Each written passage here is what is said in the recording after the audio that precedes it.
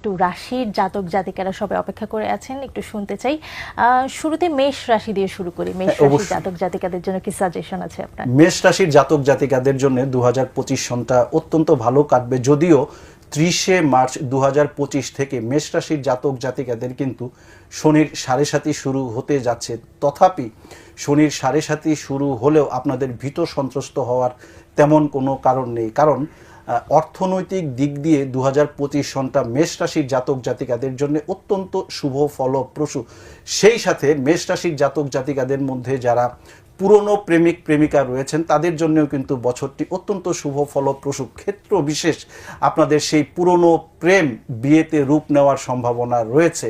ছাত্রছাত্রীদেরকে আরেকটু মনোযোগী হয়ে অধ্যবসায় করতে হবে। বৃষ রাশি সম্পর্কে শুনতে চাই। স্পেশালি যারা ব্যবসা বাণিজ্যের সাথে জড়িত রয়েছেন, যারা গার্মেন্টস রিলেটেড ব্যবসার সাথে জড়িত রয়েছেন, যারা চামড়া জাতক ব্যবসার সাথে জড়িত রয়েছেন, যারা ইলেকট্রনিক্স ইলেকট্রিক্যাল আইটেমসের ব্যবসার সাথে জড়িত রয়েছেন, তাদের প্রত্যেকের জন্যেই কিন্তু এই 2025 সনটা অর্থনৈতিক দিক দিয়ে সোনায় সোহাগা হয়ে উঠবে এবং আপনার পরিবারে নতুন অতিথির আগমন আপনাদেরকে অধিক আনন্দিত করবে। বাহ, দারুণ। একটু ছোট্ট করে শুনবো বাকি সবগুলো। মিথুন রাশি সম্পর্কে জানতে চাই। মিথুন রাশির জাতক জাতিকাদের জন্যও 2025 সনটা অত্যন্ত শুভ ফলপ্রসূ। স্পেশালি 30শে মার্চের পর, অর্থাৎ শনি যখন মীন রাশিতে আসবে এবং 16ই মে বৃহস্পতি যখন মিথুন রাশিতে আসবে, তখন কিন্তু মিথুন রাশির জাতক জাতিকাদের জন্য সর্বদিকেই সাফল্য আসবে। প্রতিযোগিতামূলক কোনো কাজে যদি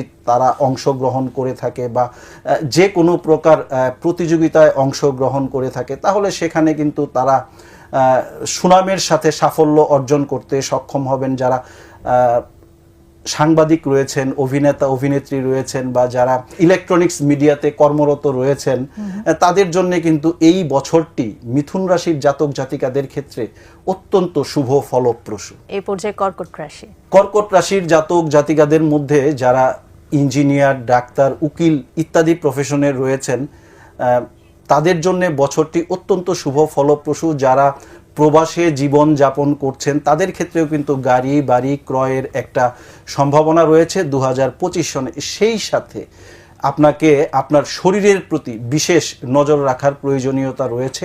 স্বাস্থ্য সম্বন্ধীয় বিষয়ে অতিরিক্ত ব্যয় হওয়ারও কিন্তু একটা যোগ দেখা যাচ্ছে। এ পর্যায়ে সিংহ রাশি। সিংহ রাশির জন্য এই বছরটি অত্যন্ত শুভ ফলপ্রসূ। সিংহ রাশির জাতক জাতিকারা এ বছরে আপনি যদি, যেমন প্রবাদ রয়েছে যে আমি কয়লায় হাত দিলাম